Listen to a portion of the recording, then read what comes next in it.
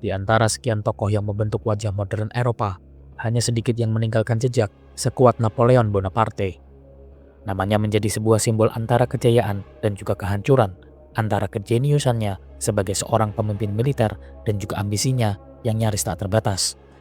Ia bukan hanya sekedar seorang jenderal militer semata, melainkan seorang arsitek sebuah tatanan politik baru yang berhasil mengubah pondasi dunia barat untuk selamanya.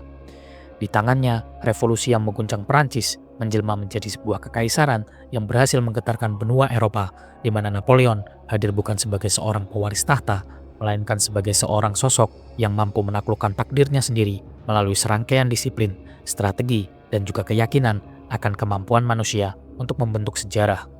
Di dalam dirinya, kecerdasan dan keberanian berpadu dengan kesombongan dan juga keinginan untuk menguasai segalanya. Ia seringkali mengatur pasukan seperti seorang seniman yang menyusun simfoni, memadukan kekuatan, waktu, dan juga medan menjadi satu harmoni yang mematikan. Namun di balik kejayaannya yang gemilang, tersembunyi pula sisi rapuh seorang manusia yang haus akan pengakuan dan juga kekekalan namanya. Jejak langkahnya melintasi medan peperangan dari Italia hingga Mesir, dari Austerlitz hingga Waterloo, dan menjadi saksi atas perjalanan seorang manusia yang mencoba mengendalikan arus sejarah. Ia berhasil merubah sistem hukum, pemerintahan, dan juga konsep nasionalisme yang masih bergema hingga masa kini.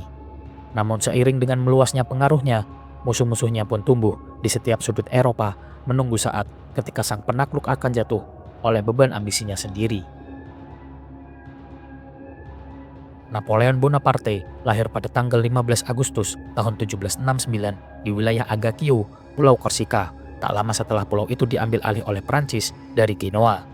Ia merupakan anak kedua dari pasangan Carlo Bonaparte dan juga Letizia Ramolino, keluarga bangsawan kecil yang masih menyimpan semangat nasionalisme dari Korsika.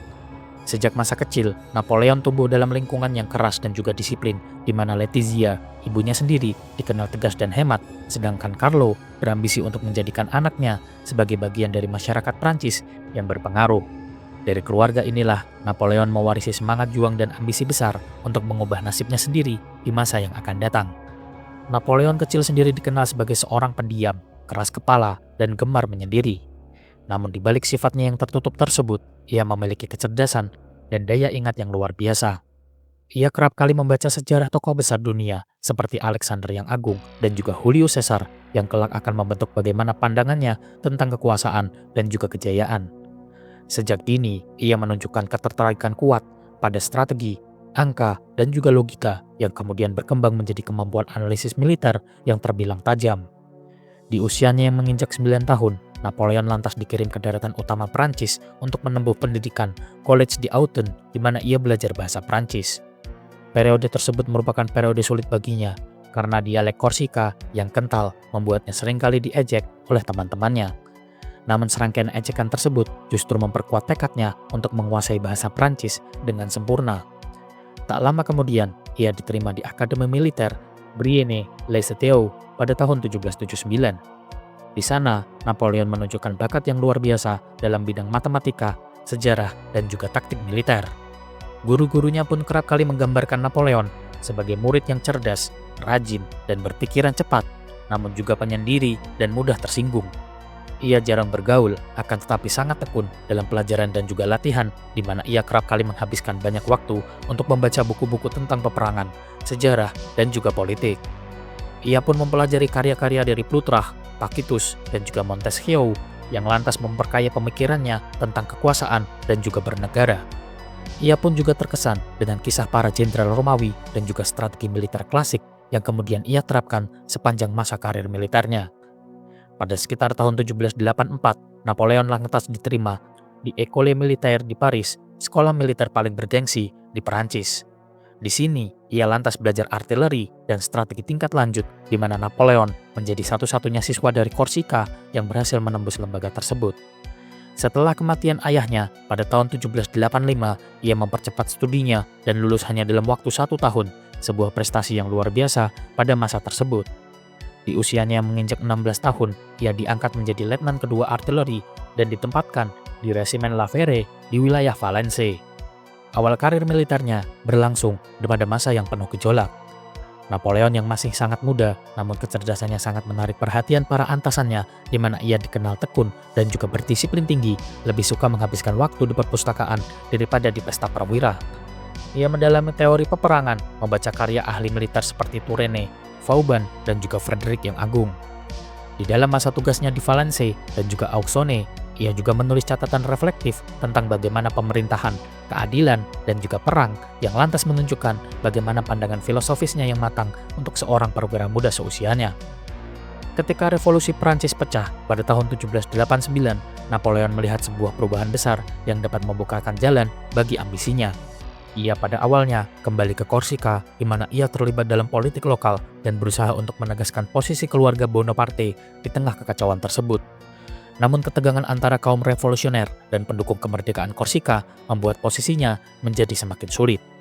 Konflik dengan Pasquale Paoli, tokoh nasionalis Korsika, memaksa keluarga Bonaparte meninggalkan pulau itu dan lantas menetap di Perancis pada tahun 1793. Perpindahan tersebut menjadi titik balik dalam hidupnya, di mana Napoleon kini sepenuhnya menjadi bagian dari dunia militer Perancis. Ia pun segera menunjukkan kecakapan militernya dalam pengepungan Toulon pada tahun 1793, sebuah operasi penting melawan pasukan royalis yang didukung oleh Inggris. Dalam pertempuran tersebut, Napoleon, yang saat itu berpangkat kapten artileri, mengusulkan sebuah strategi yang berani namun efektif, yakni memusatkan tembakan artileri untuk merebut posisi utama pelabuhan. Strateginya tersebut terbukti berhasil dan menghasilkan kemenangan besar bagi pasukan revolusioner. Keberhasilan di Toulon membuat reputasinya segera melejit dan ia lantas dipromosikan menjadi brigadir jenderal pada usia 24 tahun, sebuah pencapaian yang sangat langka untuk seorang yang berkarir militer di usia tersebut. Namun setelah kemenangan ini, masa depannya sempat tidak menentu karena ia ditahan sesaat akibat keterlibatannya dengan kelompok politik yang kalah dalam pergolakan internal revolusi. Meskipun demikian, ia segera dibebaskan karena kecakapannya yang sangat dibutuhkan oleh pemerintahan revolusioner. Di tahun-tahun berikutnya, Napoleon menghabiskan waktunya di Paris dan juga tenggelam dalam studi militer serta politiknya. Ia memantau perubahan yang cepat dalam pemerintahan dan segera menyusun berbagai rencana untuk memperkuat pasukan revolusi. Pada sekitar tahun 1795, ketika terjadi pemberontakan royalistis di wilayah Paris, kesempatan emas pun kembali datang kepada dirinya. Pemerintahan revolusioner yang saat itu dikenal sebagai Direktorat meminta bantuan militer untuk mempertahankan kekuasaannya. Napoleon yang telah dikenal sebagai seorang ahli artileri segera mengambil alih komando pertahanan Paris dan dengan cepat ia menyusun barisan meriam dan menembakkan artileri ke arah pemberontakan di jalan-jalan kota. Tindakan tegas dan brutal semacam ini berhasil memadamkan pemberontakan hanya dalam hitungan jam dan aksinya lantas dikenal sebagai a whiff of grapeshot yang secara harfiah berarti tembakan anggur besi dan berhasil menyelamatkan pemerintahan revolusi dari jurang kehancuran. Kemenangan tersebut lantas menjadikan Napoleon sebagai seorang pahlawan nasionalis dan membuka jalan bagi karir politik serta militer yang lebih besar bagi dirinya. Ia pun lantas diangkat menjadi komandan pasukan di dalam negeri dan mulai dikenal di kalangan elit pemerintahan Paris. Dalam waktu yang singkat, ia beralih dari seorang perwira muda yang kurang dikenal menjadi seorang tokoh penting dalam militer Prancis. Dengan serangkaian kecerdasannya, kerja kerasnya, dan juga kemampuannya dalam membaca situasi politik, Napoleon telah membuktikan dirinya sebagai seorang sosok yang berbeda dari perwira-perwira lain sezamannya. Ketika Napoleon Bonaparte mengambil alih komando tentara Italia pada tahun 1796, pasukannya berada dalam keadaan yang sangat memprihatinkan, minim perlengkapan, dan juga kehilangan semangat. Namun dalam waktu yang sangat singkat, Napoleon berhasil mengubah keadaan tersebut menjadi serangkaian kemenangan yang berhasil menggemparkan Eropa. Dengan strategi militer yang agresif, mobilitas tinggi, dan kemampuannya dalam memanfaatkan kondisi geografis pegunungan Alpen serta dataran tinggi wilayah Po, ia memulai kampanye militer Italia dengan mengalahkan pasukan Sardinia Piedmont dalam serangkaian pertempuran cepat di Montenotte, Millesimo, dan juga Mondovi. Kekalahan Sardinia membuat kerajaan itu keluar dari perang melalui perjanjian Cherasco dan lantas membuka jalan bagi Prancis untuk menuju jantung Italia Utara. Setelah berhasil mengamankan garis depan, Napoleon lantas menghadapi musuh utama Prancis, yakni Kekaisaran Austria yang mempertahankan dominasi atas Italia Utara melalui Lombardia dan juga benteng strategisnya di wilayah Mantua. Dalam serangkaian pertempuran menentukan di Lodi, Arcole, dan juga Rivoli, Napoleon menunjukkan kejeniusan taktiknya. Di pertempuran Lodi pada tanggal 10 Mei tahun 1796, ia memimpin secara langsung serangan frontal ke jembatan yang dijaga ketat dan terus memotivasi tentaranya melalui serangkaian keberaniannya sebagai seorang pemimpin yang luar biasa. Di momen tersebut, bukan hanya tentang kemenangan militer semata, tetapi juga membangun mitos Napoleon sebagai pemimpin tak kenal takut yang memimpin dari garis depan. Selanjutnya, kampanye melawan Austria menjadi serangkaian manuver strategis yang cepat dan juga lincah. Seperti pada pertempuran Arcole pada tanggal 15 hingga 17 November tahun 1796, di mana Napoleon berhasil memanfaatkan rawa-rawa dan juga jembatan yang sempit untuk menggagalkan kekuatan Austria yang lebih besar. Meskipun pertempuran berlangsung dengan sengit dan nyaris berbalik, namun tekad dan improvisasinya menghasilkan kemenangan yang memperkuat kontrol Prancis di wilayah Italia Utara. Kemenangan pamungkas bagi Napoleon pun datang di pertempuran Rivoli pada tanggal 14 hingga 15 Januari tahun 1797, di mana Napoleon menghadapi pasukan Austria yang berupaya untuk membebaskan Mantua. Dengan memanfaatkan topografi pegunungan dan juga koordinasi artileri yang presisi, ia berhasil menghancurkan formasi Austria dalam pertempuran yang menjadi salah satu contoh terbaik dari strategi konsentrasi kekuatan melawan musuh yang terpecah. Hasil dari serangkaian kemenangan tersebut adalah perjanjian Campo Formio pada tanggal 17 Oktober tahun 1797, di mana Austria dipaksa untuk menyerahkan Belgia dan juga Lombardia kepada Prancis. Napoleon tidak hanya memperluas wilayah Prancis, tetapi juga membubarkan Republik Venesia yang telah berusia berabad-abad lamanya dan lantas membaginya antara Prancis dan Austria sesuai kepentingan geopolitik. Kampanye Italia menjadi tombak transformasi politik di semenanjung tersebut, dan di bawah pengaruhnya lahir republik-republik baru yang berhaluan revolusioner seperti Republik Kisapine dan Republik Ligurian, dan menandai ekspor ideologi revolusi Prancis melalui kekuatan senjata. Dalam periode yang singkat tersebut, Napoleon tidak hanya menaklukkan wilayah Italia Utara saja, namun juga memperlihatkan keahliannya dalam bidang diplomasi dan juga administrasi. Ia pun lantas menata ulang pemerintahan lokal, menghapus hak istimewa feodal, dan menegakkan sistem hukum serta pajak yang baru yang lebih efisien. Keberhasilannya di Italia lantas menjadikan namanya melambung tinggi di Paris dan menciptakan citra seorang jenderal muda yang membawa kejayaan bagi Republik Prancis, sementara para pemimpin sipil Direktrium mulai khawatir terhadap popularitasnya yang kian tak terbendung. Setelah kemenangan gemilangnya di Italia, Napoleon pun mencari medan baru untuk menantang Inggris, musuh abadi Prancis. Ia pun lantas memusatkan perhatiannya kepada Mesir, wilayah yang secara strategis menghubungkan Eropa dan Asia, serta menjadi jalur vital perdagangan antara Inggris ke India. Dengan restu Direktrium, Napoleon pun lantas memimpin ekspedisi timur pada tahun 1798 dengan kombinasi pasukan militer dan rombongan ilmuwan yang membawa ambisi imperial sekaligus ilmiah. Pada bulan Juli tahun 1798, pasukan Prancis mendarat di Alexandria dan dengan cepat merebut kota tersebut. Dari sana, Napoleon berhasil memimpin pasukannya menuju Kairo melalui gurun yang terik, dan di pertempuran Piramida yang terjadi pada tanggal 21 Juli tahun 1798, ia menghadapi Mamluk, penguasa militer Mesir yang terkenal tangguh. Dengan formasi persegi infanteri dan penggunaan artileri yang disiplin, pasukan Prancis memusnahkan kekuatan Mamluk dalam pertempuran yang berjalan dengan kondisi yang terik. Napoleon pun kemudian memasuki Kairo sebagai seorang pemenang dan mengumumkan dirinya sebagai pembebas rakyat Mesir dari penindasan Mamluk dan penjaga Islam melawan dominasi Eropa lainnya. Ia bahkan memerintahkan diterjemahkannya dekrit ke dalam bahasa Arab untuk mendapatkan dukungan lokal. Namun kemenangan darat itu segera dibayangi oleh bencana laut di wilayah Abukir atau pertempuran Nil, di mana armada Inggris di bawah komando Laksamana Horatio Nelson menyerang armada Prancis yang berlabuh di Teluk Abukir pada malam tanggal 1 hingga 2 Agustus tahun 1798. Dalam pertempuran sengit tersebut, hampir seluruh kapal Prancis hancur, dan karena kemenangan Inggris ini pun berhasil memutus jalur suplai dan juga komunikasi pasukan Napoleon ke wilayah Prancis. Meskipun demikian, Napoleon berusaha untuk mempertahankan kendali dengan membangun pemerintahan sementara di Kairo, mendirikan institut di Egypt, dan memerintahkan studi sistematis terhadap peninggalan Mesir kuno yang kemudian melahirkan penemuan monumental seperti batu Rosetta. Kampanye Mesir pun kemudian diperluas ke wilayah Suriah pada awal tahun 1799 dengan tujuan menggulingkan dominasi Ottoman di kawasan tersebut dan lantas menekan posisi Inggris di wilayah timur.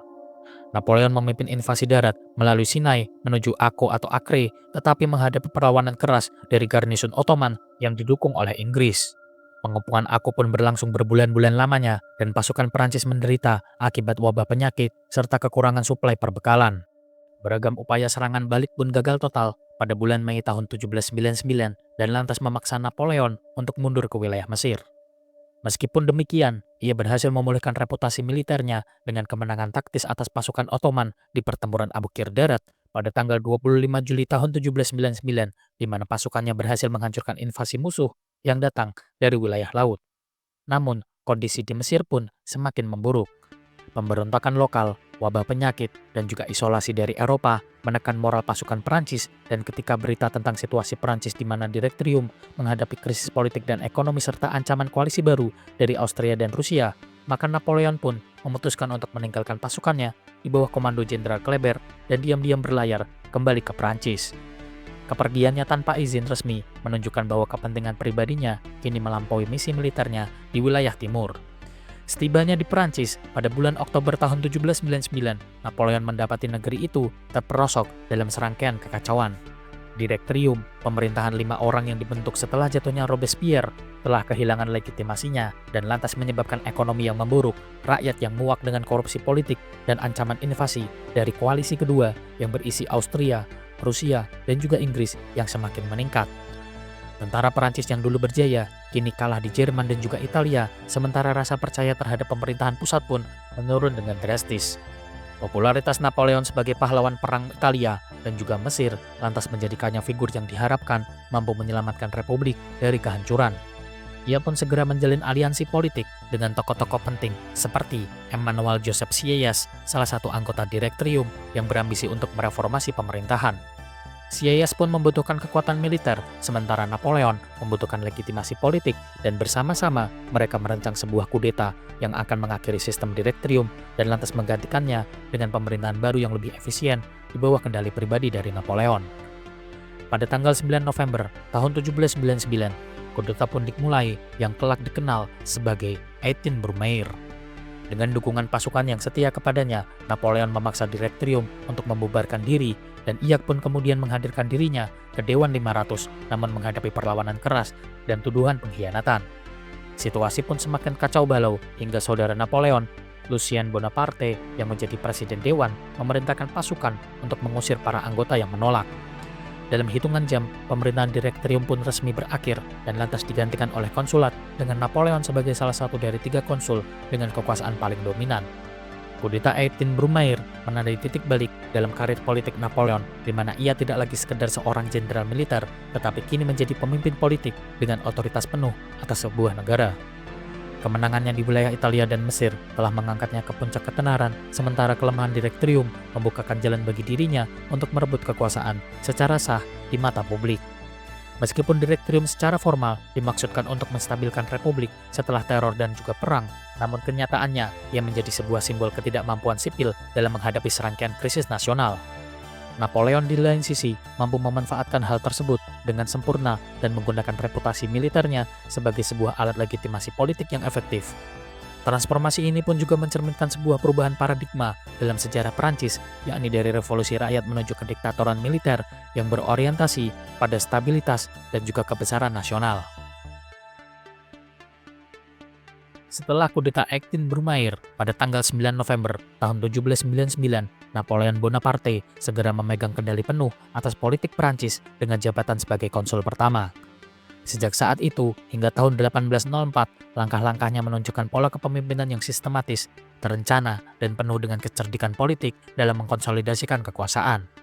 Dalam kurun waktu 5 tahun tersebut, ia berhasil menyingkirkan sisa-sisa sistem republik yang tidak stabil, membangun struktur pemerintahan yang efektif, memulihkan ekonomi dan ketertiban sosial, serta perlahan membangun citra dirinya sebagai seorang figur yang tak tergantikan bagi negara Perancis. Begitu berkuasa, Napoleon menata ulang struktur pemerintahan Perancis melalui konstitusi tahun ke-8 pada bulan Desember tahun 1799 yang secara resmi mendirikan konsulat sebagai bentuk pemerintahan baru. Secara formal, terdapat 3 konsul utama, yakni Napoleon sebagai konsul pertama didampingi oleh Jean-Jacques Cambacérès dan juga Carles Francois Lebrun. Namun struktur ini hanyalah sebuah formalitas politik belaka. Napoleon dengan cerdik menyusun konstitusi sedemikian rupa sehingga seluruh kekuasaan eksekutif berada di tangannya. Ia memiliki hak dalam mengajukan undang-undang, menunjuk pejabat tinggi, dan juga mengendalikan kebijakan luar negeri maupun militer dalam negeri. Senat, Dewan Negara dan juga Tribunat memang dibentuk sebagai lembaga legislatif pendamping, namun peran mereka sangatlah terbatas. Tribunat hanya dapat mendiskusikan rancangan undang-undang tanpa kekuasaan membuat keputusan, sedangkan korps legislatif hanya memiliki hak menyetujui atau menolak tanpa perdebatan. Dengan sistem ini, Napoleon berhasil menghilangkan perdebatan politik yang mengganggu stabilitas dalam negeri dan lantas menggantikannya dengan pemerintahan yang efisien serta terkendali. Untuk memperkuat basis administratifnya, Napoleon juga membangun sistem prefektur di seluruh Perancis dan lantas menempatkan pejabat-pejabat yang loyal kepadanya sebagai wakil pemerintahan pusat di tiap departemen. Langkah ini pun berhasil menciptakan kontrol langsung dari Paris terhadap seluruh wilayah Perancis dan lantas memastikan pelaksanaan kebijakan yang seragam di seluruh wilayah Perancis. Napoleon pun menyadari bahwa kekuasaannya hanya bisa bertahan jika ia mampu menghadirkan stabilitas setelah satu dekade kekacauan revolusi. Ia segera menindak tegas perampokan, banditisme, dan kerusuhan politik yang melanda pedesaan. Polisi pun juga diperkuat di bawah pimpinan Joseph Fouché, mantan Jacobin yang berpengalaman dalam bidang intelijen. Fouché mengorganisir jaringan mata-mata yang meluas untuk mengawasi kegiatan politik, terutama dari kaum royalis serta Jacobin garis keras.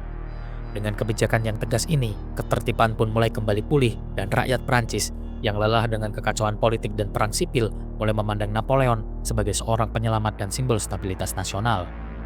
Napoleon pun juga berhasil mengembalikan kebebasan beragama secara terbatas dan lantas menjamin hak-hak milik para petani yang sebelumnya menerima tanah hasil nasionalisasi gereja dan juga bangsawan. Napoleon tidak hanya mengkonsolidasikan kekuasaan di dalam negeri saja, namun juga berupaya untuk memperkuat posisi internasional Perancis melalui serangkaian diplomasi dan juga kemenangan militer. Pada sekitar tahun 1800, ia memimpin kampanye Italia kedua melawan Austria yang berpuncak pada kemenangannya di pertempuran Marengo. Kemenangan ini pun berhasil mengembalikan dominasi Prancis di wilayah Italia Utara dan lantas meningkatkan prestise pribadi dari Napoleon di mata rakyatnya. Sebagai hasil dari kampanye ini, Austria pun lantas menandatangani perjanjian Luneville pada tahun 1801 yang mengakui kendali Prancis atas wilayah Italia dan juga Belanda. Sementara itu, Inggris yang lelah berperang pada akhirnya menandatangani perjanjian Amiens pada tahun 1802, sebuah perdamaian sementara yang memberikan Napoleon waktu untuk menata kembali kekuatan di dalam negerinya tanpa ancaman eksternal. Kemenangan militer ini pun berhasil memperkokoh legitimasinya sebagai seorang pemimpin yang mampu membawa keamanan dan juga kejayaan. Rakyat Prancis pun semakin memuja dirinya bukan hanya sebagai seorang pemimpin politik, namun juga sebagai sebuah simbol nasionalisme dari kebangkitan Prancis. Salah satu langkah politik paling penting dari Napoleon adalah Perjanjian Concordat tahun 1801 dengan Paus Pius ke-7. Perjanjian ini pun mengakhiri konflik panjang antara negara Prancis revolusioner dan juga gereja Katolik, dan melalui Concordat, gereja diakui kembali secara resmi namun tetap berada di bawah kendali negara.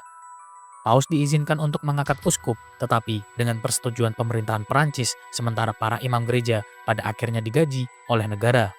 Kebijakan ini pun terbilang sangat strategis, di mana ia berhasil mendamaikan dua kubu besar yang bertikai sejak masa revolusi Prancis, yakni kaum Katolik konservatif dan para pendukung revolusi.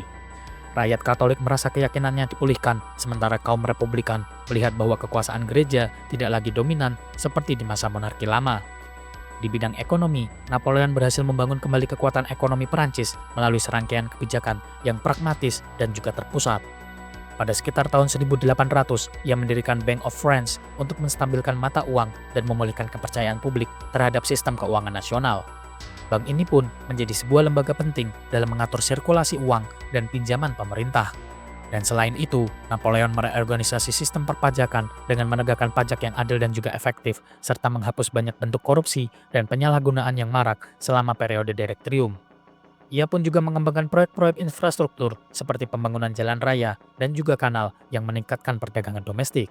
Sistem pendidikan pun dirombak melalui pendirian Lycée, sebuah sekolah menengah yang didesain untuk mencetak pegawai sipil dan juga perwira militer loyal kepada negara. Pendidikan bukan lagi sebuah hak istimewa bagi kaum bangsawan, melainkan sebuah alat untuk membentuk generasi baru birokrat profesional yang berorientasi pada meritokrasi.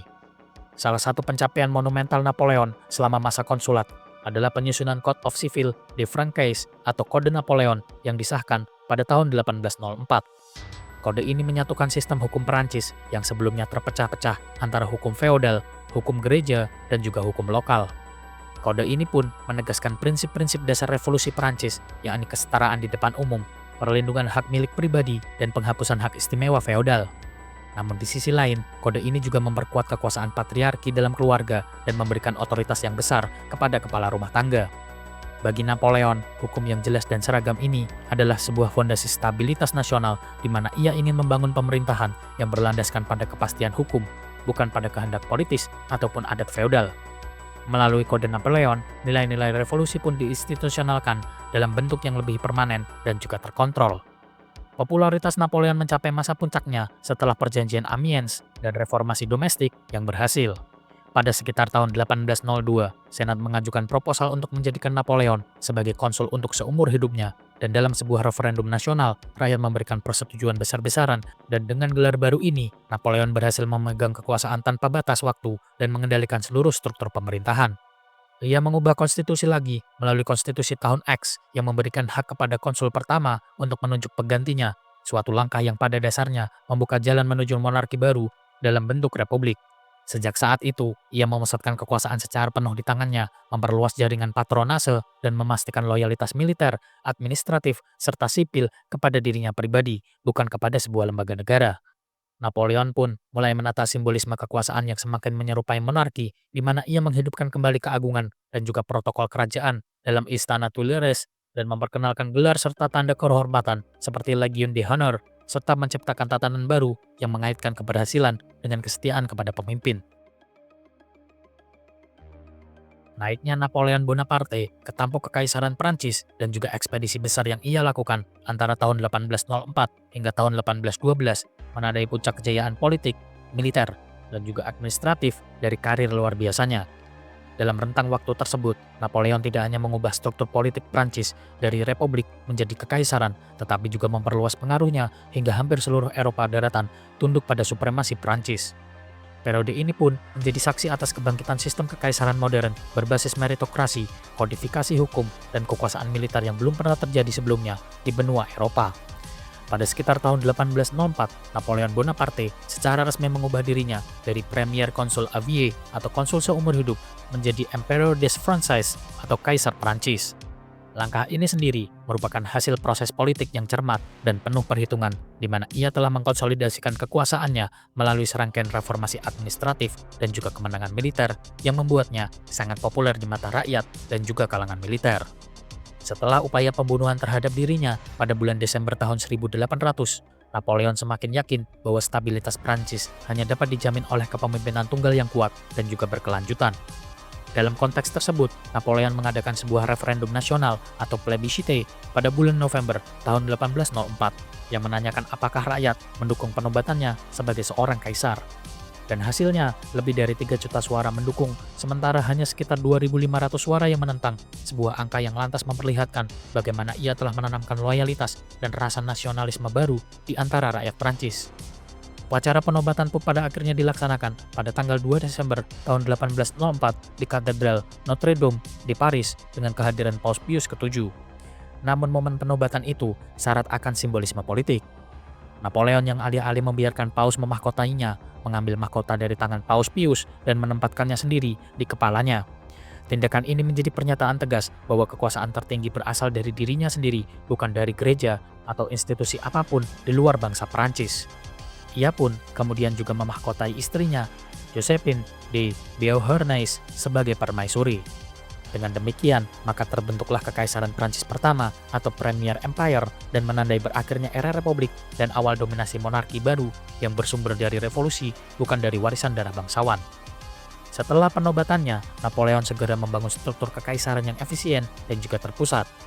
Ia mempertahankan beberapa institusi dari era konsulat seperti Conseil d'État, tetapi memperluas pengaruhnya secara langsung melalui sistem birokrasi yang sepenuhnya bergantung pada kesetiaan terhadap dirinya. Kementerian Dalam Negeri, Kehakiman, dan juga Keuangan pun ditempatkan di bawah kendali pejabat yang loyal, sementara sistem prefektur yang telah ia ciptakan sebelumnya semakin diperkuat untuk mengontrol seluruh wilayah Prancis. Ia pun juga menciptakan hierarkis kehormatan baru yang dikenal sebagai Legion d'Honneur untuk menggantikan aristokrasi lama dengan aristokrasi baru berdasarkan jasa, bukan kelahiran. Melalui sistem ini, Napoleon memupuk semangat meritokrasi di kalangan pejabat sipil dan militer sekaligus menciptakan lapisan elit baru yang berutang seluruh karir dan kehormatannya kepada sang kaisar. Begitu kekaisaran berdiri kokoh, Napoleon pun memulai proyek ambisiusnya, yakni menjadikan Prancis sebagai kekuatan hegemonik di wilayah Eropa. Pada tahun 1805, menjadi awal dari fase ekspansi besar-besaran yang akan berlangsung hingga tahun 1812, di mana lawan utamanya adalah koalisi besar yang terdiri dari Inggris, Austria, Rusia, serta Swedia dan dikenal sebagai koalisi ketiga. Pada musim gugur tahun 1805, Napoleon memimpin Grande Armée, sebuah pasukan profesional paling disiplin dan termodern di Eropa, ke wilayah Austria. Dengan serangkaian manuver yang cepat dan strategi Corps d'Armée yang revolusioner, ia berhasil mengepung dan memaksa 60.000 tentara Austria untuk menyerah di Ulm tanpa pertempuran besar. Kemenangan ini pun membukakan jalan menuju Wina yang direbut langsung oleh pasukan Prancis. Dan puncaknya terjadi pada tanggal 2 Desember tahun 1805 dalam pertempuran Austerlitz yang juga dikenal sebagai pertempuran tiga kaisar. Di pertempuran ini, Napoleon menghadapi pasukan gabungan dari Rusia dan Austria yang berjumlah lebih kurang 85.000 orang banyaknya. Dengan serangkaian taktik brilian, ia berhasil menghancurkan kedua kekuatan tersebut, dan kemenangan di Austerlitz tidak hanya menegaskan keunggulan taktis Napoleon belaka, namun juga menghancurkan koalisi ketiga. Perjanjian Pressburg yang menyusul kemenangan ini lantas menempatkan Austria dalam posisi yang lemah dan memaksa penyerahan wilayah yang luas di Italia dan juga Jerman kepada Prancis. Dan setelah kemenangan Napoleon di pertempuran Austerlitz, Napoleon kemudian membubarkan Kekaisaran Romawi Suci yang telah berdiri selama hampir 1000 tahun lamanya dan lantas menggantikannya dengan Confederation du Rhin atau Konfederasi Rhine pada tahun 1806 yang terdiri dari 16 negara Jerman di bawah pengaruh langsung dari Prancis. Setelah Austria berhasil dikalahkan, giliran Prusia yang menjadi musuh utama dalam Perang Koalisi keempat.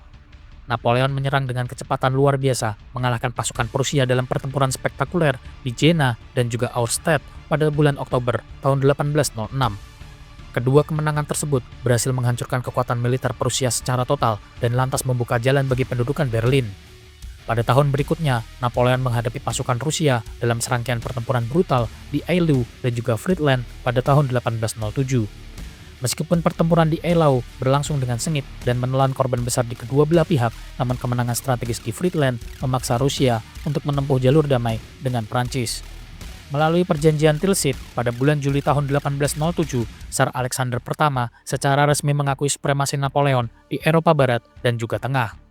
Kedua pemimpin itu pun bahkan berjumpa secara langsung di atas rakit di Sungai Niemen dan menjadi sebuah simbol persekutuan antara dua penguasa terbesar di wilayah Eropa. Dan sebagai hasilnya, Napoleon mencapai puncak pengaruhnya dengan Prancis yang menguasai sebagian besar Eropa, sementara Inggris menjadi satu-satunya kekuatan besar yang belum tunduk di bawah kaki Prancis.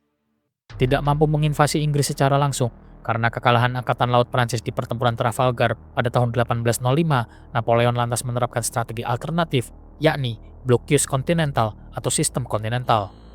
Melalui Dekret Berlin pada tahun 1806 dan Dekret Milan pada tahun 1807, ia melarang seluruh negara Eropa untuk berdagang dengan Inggris.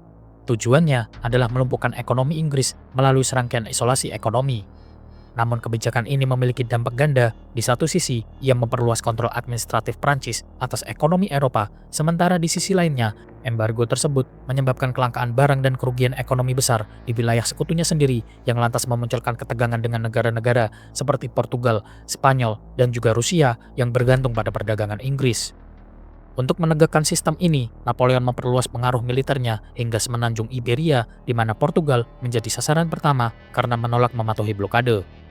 Intervensi ini pun lantas memicu konflik panjang yang kemudian dikenal sebagai Perang Semenanjung yang berjalan dari tahun 1808 hingga tahun 1814. Napoleon menurunkan monarki Spanyol dengan menggulingkan Raja Charles keempat dan mengangkat saudaranya Joseph Bonaparte sebagai raja di sana. Namun tindakan ini justru menyalakan perlawanan rakyat Spanyol yang semakin meluas dan juga berdarah seperti pada pemberontakan di Madrid pada bulan Mei tahun 1808 yang kemudian diabadikan oleh pelukis Francisco Goya yang menjadi simbol perlawanan nasional.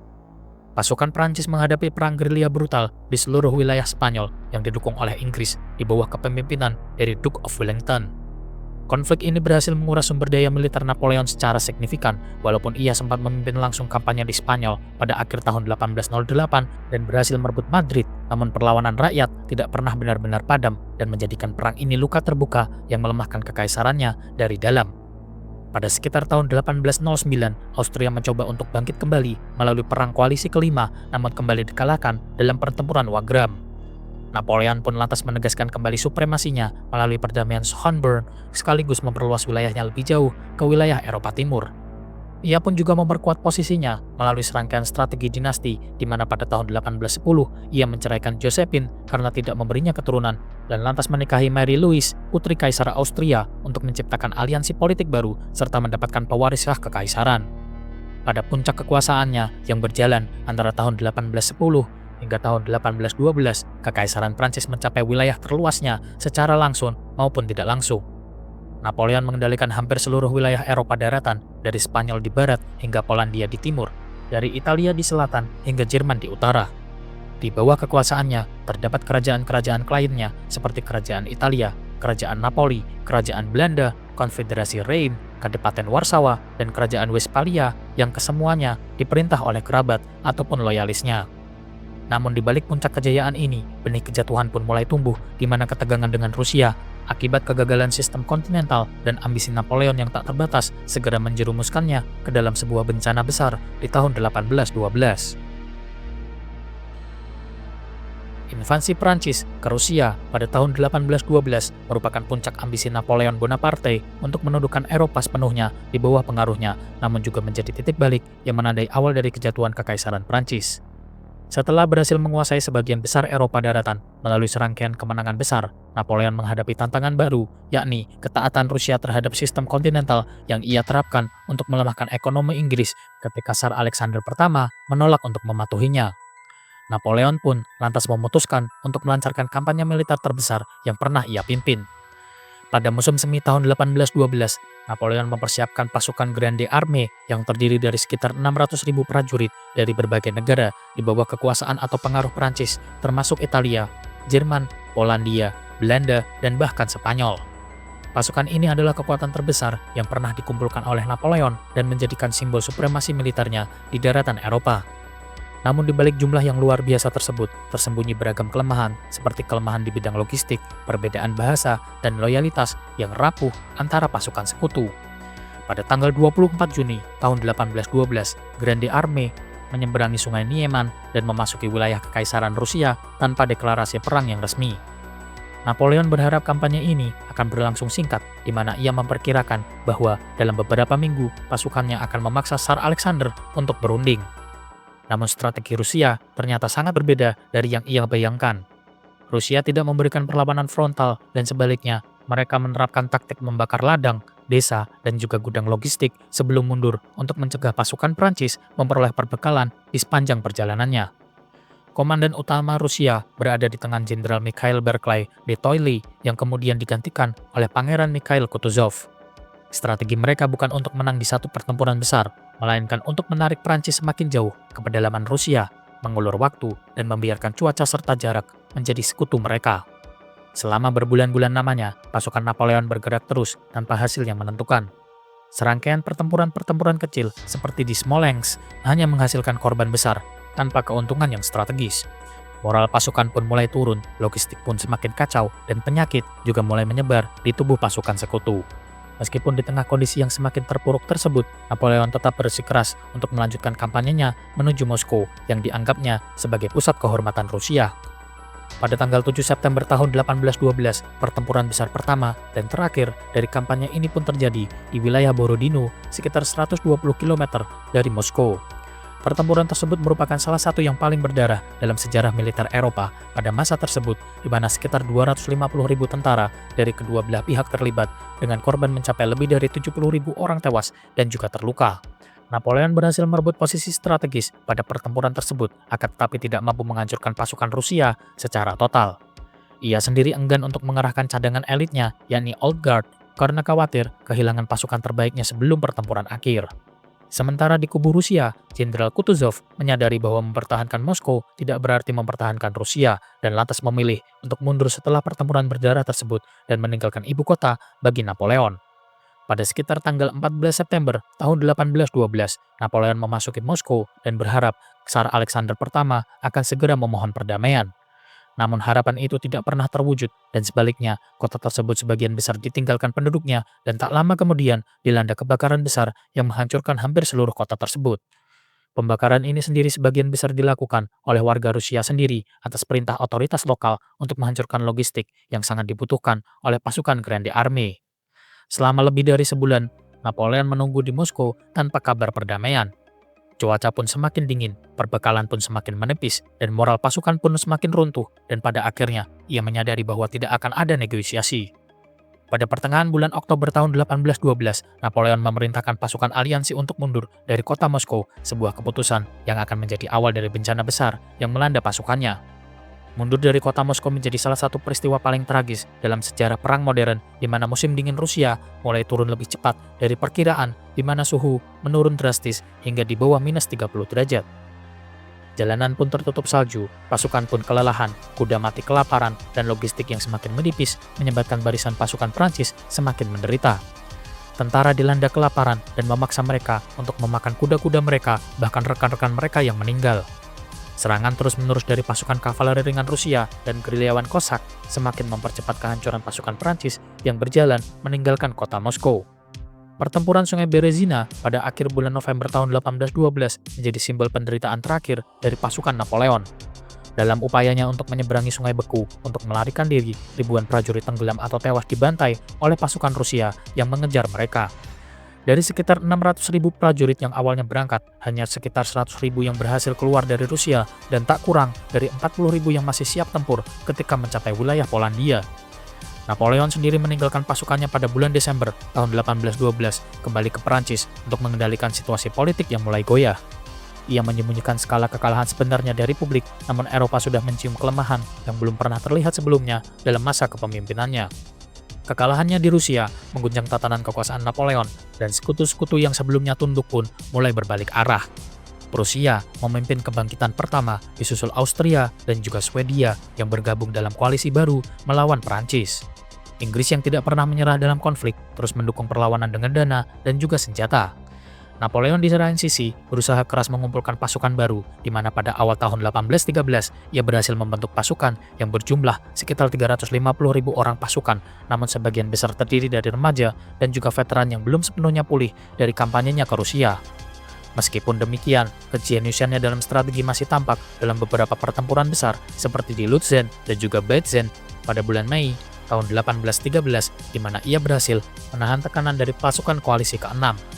Namun kemenangan itu bersifat taktis, bukan strategis, di mana ia tidak lagi memiliki kekuatan logistik maupun politik untuk mengubah arah peperangan. Setelah masa gencatan senjata singkat, di musim panas, pertempuran besar kembali pecah pada musim gugur tahun 1813 dalam pertempuran Leipzig yang dikenal juga sebagai pertempuran bangsa-bangsa. Disinilah kekuatan gabungan Rusia, Prusia, Austria, dan juga Swedia berhadapan secara langsung dengan pasukan Napoleon. Pertempuran pun berlangsung selama 4 hari dari tanggal 16 hingga tanggal 20 Oktober tahun 1813 dan menjadi kekalahan terbesar yang pernah dialami oleh Napoleon di daratan Eropa. Pasukannya pun mundur ke Prancis dengan kerugian besar sekitar 70.000 orang pasukan yang membuat kekuatan moral dan militer Grande Armée tidak pernah pulih sejak kekalahan tersebut. Negara-negara lain seperti Jerman Barat dan juga Italia pun lantas memisahkan diri dan juga membentuk kembali identitas nasional mereka di bawah perlindungan kekuatan anti-Prancis. Pada sekitar awal tahun 1814, koalisi ke-6 memutuskan untuk melanjutkan invasinya ke wilayah Prancis sendiri. Napoleon masih menunjukkan kejeniusan taktik dalam kampanye 6 hari, di mana ia berhasil memenangkan beberapa pertempuran kecil di wilayah Champagne, namun kemenangan tersebut tidak mampu membalikan situasi strategis yang sudah hilang. Pasukan koalisi yang jauh lebih besar terus maju ke arah Paris, sementara itu kondisi dalam negeri Prancis semakin memburuk. Rakyat Prancis semakin lelah oleh perang yang tiada akhir, ekonomi hancur, dan kepercayaan terhadap Napoleon pun mulai terkikis dengan drastis. Dewan Senat yang dahulu menjadi simbol kekuasaannya pun kini berbalik arah melawan dirinya. Pada tanggal 31 Maret tahun 1814, pasukan koalisi memasuki Paris, di mana Napoleon mencoba untuk melanjutkan perlawanan dari Fontainebleau, namun tekanan dari para jenderalnya sendiri membuatnya menyerah. Pada tanggal 6 April tahun 1814, Napoleon menandatangani abdikasi pertamanya dan lantas menyerahkan tahta kekaisaran Prancis dan diasingkan ke Pulau Elba. Bagi Eropa, kejatuhan ini menandai akhir dari era dominasi tunggal Prancis, namun juga awal dari kebangkitan baru yang kelak dikenal sebagai 100 hari. Namun bagi Napoleon, kekalahan di Rusia bukan sekedar kegagalan militer semata, di mana kekalahan ini adalah awal dari keruntuhan seluruh sistem kekaisaran yang telah dibangunnya. Periode 100 hari yang terjadi pada tahun 1815 menandai salah satu babak paling dramatis dalam sejarah hidup Napoleon Bonaparte, di mana sebuah masa kebangkitannya yang singkat tersebut namun berhasil mengguncang Eropa. Setelah hampir 1 tahun diasingkan di Pulau Elba, Napoleon berhasil melarikan diri pada tanggal 26 Februari tahun 1815 dengan membawa sekitar 1.000 pengikut setianya. Ia mendarat di pesisir selatan Prancis dekat dengan Golfo Juan pada tanggal 1 Maret tahun 1815 dan dalam perjalanan menuju Paris terjadi salah satu piawai politik paling luar biasa dalam sejarah tanpa pertempuran, tanpa kekerasan, dan rakyat serta tentara yang dikirim untuk menangkapnya justru berbalik berpihak kepadanya. Napoleon berhasil memasuki Paris pada tanggal 20 Maret tahun 1815, sementara Raja Louis ke-18 akhirnya melarikan diri ke wilayah Belgia. Begitu kembali berkuasa, Napoleon segera berusaha untuk memulihkan stabilitas dan lantas memperkuat militernya. Ia menyadari bahwa Eropa tidak akan tinggal diam menghadapi kebangkitannya kembali. Koalisi ke-7 pun dibentuk yang terdiri atas Inggris, Prusia, Austria, Rusia, dan beberapa negara Eropa lainnya dan dengan cepat terbentuk untuk menggulingkannya kembali. Napoleon yang mengetahui bahwa waktu bukan sekutunya, lantas memilih strategi ofensif untuk menyerang lebih dahulu sebelum pasukan koalisi sempat bergabung satu sama lain. Ia mengerahkan sekitar 200.000 prajurit dan memimpin sendiri kampanye terakhirnya ke wilayah Belgia. Pada sekitar tanggal 16 Juni tahun 1815, Napoleon meraih kemenangan kecil dalam pertempuran Ligny, mengalahkan pasukan Prusia di bawah komando dari von Blücher. Namun di sisi lain, Marsekal Michel Ney justru gagal menghancurkan pasukan Inggris di wilayah Quatre Bras sehingga memungkinkan dua kekuatan besar Eropa itu tetap bertahan dan bersiap untuk pertempuran penentuan. 2 hari berselang, pada tanggal 18 Juni tahun 1815, di sebuah dataran kecil di dekat desa Waterloo, pertempuran terakhir dalam karir Napoleon pun pada akhirnya pecah. Pertempuran Waterloo menjadi klimaks tragis dari ambisi Napoleon. Ia menghadapi pasukan gabungan dari Inggris di bawah Duke of Wellington dan Prusia di bawah Blücher. Awalnya, Napoleon hampir berhasil menembus pertahanan Inggris di tengah hujan deras, meskipun memperlambat pergerakan artilerinya. Namun koordinasi pasukan yang buruk, keterlambatan serangan dari Marsekal Ney, serta kegagalan pasukan cadangan garda kekaisaran memperburuk situasi pasukan Napoleon. Ketika pasukan Prusia tiba di medan peperangan pada sore hari, kekuatan Napoleon pun menjadi terpecah belah. Serangan terakhir garda kekaisaran, simbol kehormatan dan kebanggaan pasukan Napoleon pun gagal untuk menembus pertahanan musuh. Dan saat mereka mundur, kabar garda mundur menyebar di antara pasukan Prancis dan menyebabkan kekacauan total. Kekalahan di wilayah Waterloo bukan hanya kekalahan militer semata, namun juga kehancuran simbolis atas mimpi-mimpi kejayaan Napoleon.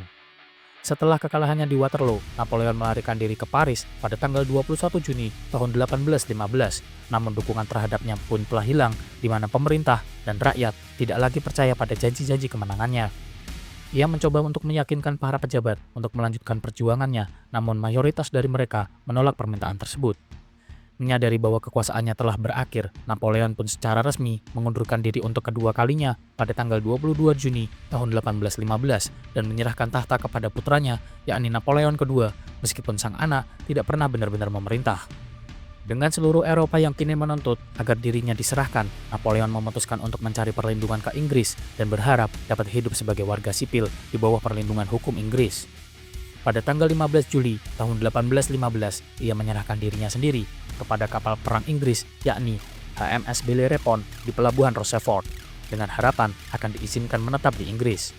Namun pemerintah Inggris menolak permintaannya dan menganggapnya terlalu berbahaya untuk dibiarkan hidup bebas di daratan Eropa. Mereka pun lantas memutuskan untuk mengasingkannya jauh ke selatan Samudra Atlantik ke sebuah pulau kecil terpencil bernama Saint Helena. Napoleon tiba di Saint Helena pada tanggal 15 Oktober tahun 1815 diiringi oleh sekelompok kecil pengikut setianya, termasuk di dalamnya adalah Jenderal Bertrand, Bourgaud, Montholon, dan pelayan setianya yakni Marsan.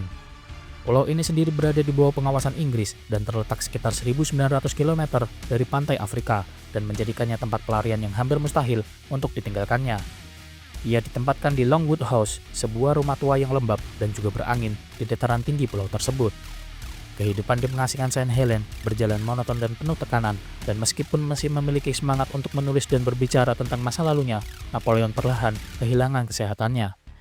Ia menghabiskan waktunya dengan membaca, menulis, bermain kartu, dan sesekali berdiskusi dengan para pengikutnya mengenai strategi militer ataupun politik. Salah satu hal yang paling menyakitkan bukanlah penderitaan fisik, tetapi kehinaan dan kesepian dari seorang penguasa besar yang dulu berhasil memerintah Eropa menjadi tahanan di pulau terpencil. Selama masa pengasingannya, hubungan Napoleon dengan gubernur Inggris, Sir Hudson Lowe, sangatlah buruk. Lowe memperlakukan Napoleon dengan ketat, membatasi korespondensi dan juga pergerakannya, serta menolak banyak permintaannya. Napoleon merasa diperlakukan tidak manusiawi dan mulai menunjukkan tanda-tanda depresi.